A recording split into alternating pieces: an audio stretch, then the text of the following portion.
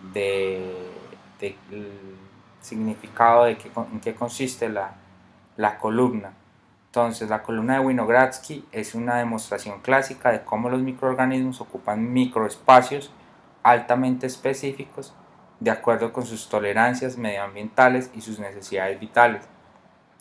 Cuando hace referencia a necesidades vitales, es específicamente del carbono, del oxígeno, del azufre, del fósforo, del nitrógeno, de elementos fundamentales que los microorganismos toman para su desarrollo, y que además ilustra cómo diferentes microorganismos desarrollan sus ciclos y la interdependencia que llega a existir entre ellos. Entonces, el crecimiento de uno afecta el crecimiento del otro, a veces son inversos, a veces crecen de maneras eh, similares, lo que permite la presencia de varios tipos de microorganismos en los ambientes. Además, también nos demuestra que la columna es un sistema completo y autónomo que requiere simplemente de luz solar para poder trabajar y demostrarnos la existencia de diferentes colonias. A continuación vamos a mostrar los diferentes elementos que se emplearon para el montaje de la columna. Aquí podemos ver la materia prima, que fue lodo en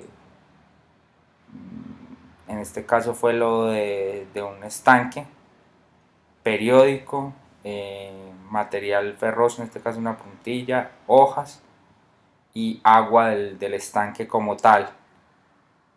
¿Cómo funcionó el montaje? Se realizó una mezcla entre el periódico desmenuzado, pues en este caso el periódico va a ser el aporte de celulosa, junto con el lodo, por así decirlo, activado, y las hojas. Se realizó una mezcla homogénea y en medio de la cual se ubicó la puntilla de acero como fuente de hierro.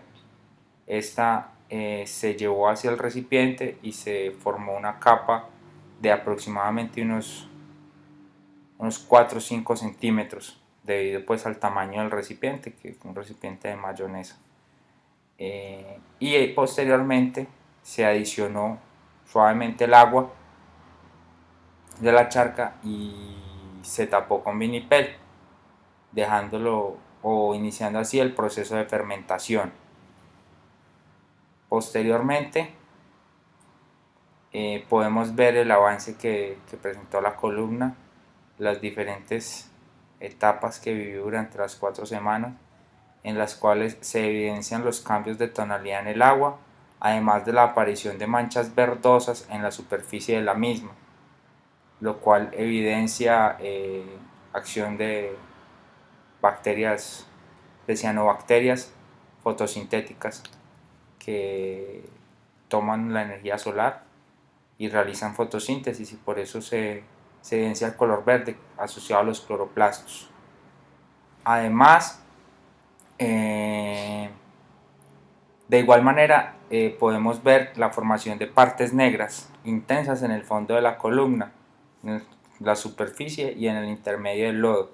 Se pueden evidenciar tonalidades muy oscuras, negras particularmente, además de bastante turbidez en el agua, presencia de material flotante y un fuerte olor a compuestos azufrados, lo cual nos permite o lo cual evidencia la existencia de procesos microbiológicos asociados a bacterias sulfatorreductoras.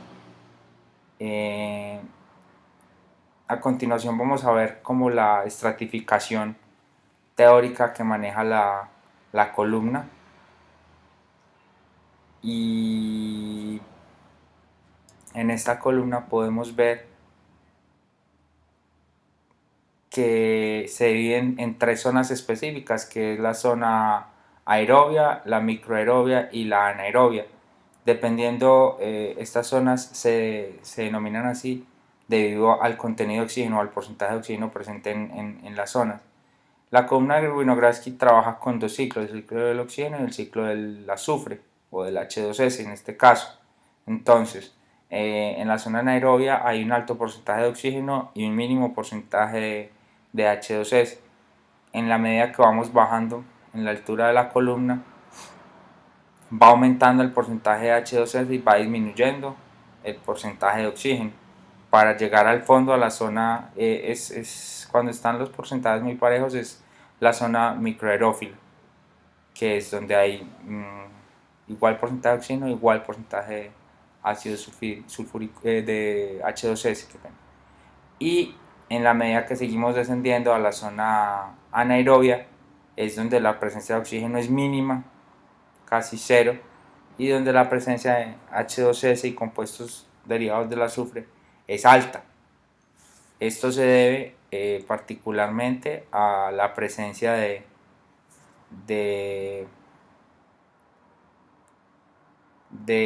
bacterias verdes del azufre, bacterias reductoras del azufre, bacterias fermentadoras de la celulosa que se agregó y bacterias metanogénicas. Esas bacterias metanogénicas son las que permiten que se dé el ciclo y que comience a ascender el ácido, el H2S, y se perciba el olor a huevo podrido como se evidenció en la columna. En la parte de la zona aerobia encontramos lo que son las algas y las cianobacterias, que son las que le dan la tonalidad verdosa al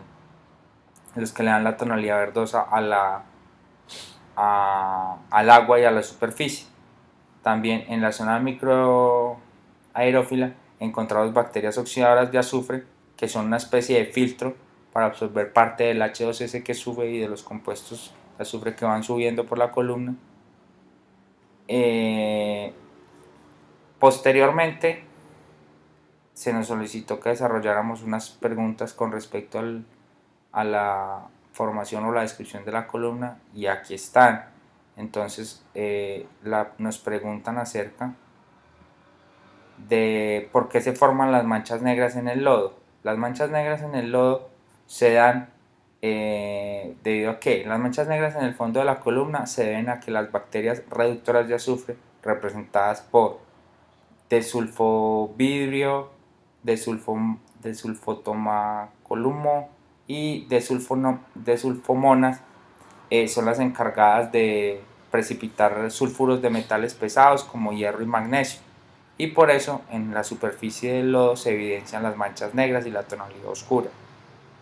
Posteriormente, porque en la parte superior de la columna hay tonalidades verdes o el agua se torna verdosa. Esto se debe a la acción de cianobacterias fotosintéticas que realizan fotosíntesis en la zona aerofílica de la columna. Y la tonalidad verde está asociada a los cloroplastos, lo que genera una conexión directa entre las plantas y este tipo de bacterias y este tipo de algas. Posteriormente nos pedían identificar las tres zonas de la columna, que ya durante la explicación del funcionamiento de la columna las ubiqué, pero volvemos a mencionar que son la zona aerófila, la parte superior, donde el porcentaje de oxígeno es rico, o el contacto con la atmósfera es más rico. Posteriormente viene la microaerófila, que es donde los porcentajes de ambos elementos, tanto de oxígeno como de H2S, son muy similares, entonces hay bacterias oxidadas de azufre y también hay bacterias fotosintéticas que traen con carbono y oxígeno. Y posteriormente está la zona aeróbica o aerófila, anaerófila, que es donde el H2S está en su mayoría, no hay presencia de oxígeno y pululan las bacterias encargadas de reducir compuestos de azufre. ¿A qué se debe el olor de huevo podrido en los sistemas? El olor a huevo podrido se debe a la liberación de compuestos de azufre que se da desde el fondo de la columna debido a la acción de bacterias como el chorobium, que son bacterias sulfato reductoras que forman parte esencial del ciclo del azufre. Como lo hablábamos anteriormente, en este tipo de experimentos se desarrollan varios ciclos, tanto el azufre como el carbono, como el hierro, como el nitrógeno.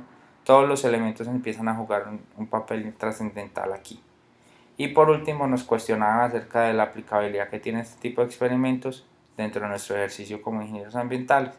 Este tipo de fenómenos o experimentos se evidencia claramente en los sistemas de tratamiento biológicos, como son las lagunas de oxidación, las lagunas de aireación, que son grandes cuerpos de agua donde las aguas residuales llegan para realizar una especie de fermentación y en las cuales se controlan variables como el pH, el oxígeno disuelto, el porcentaje de azufre, la concentración de H2S en el fondo y la presencia de diferentes tipos de microorganismos.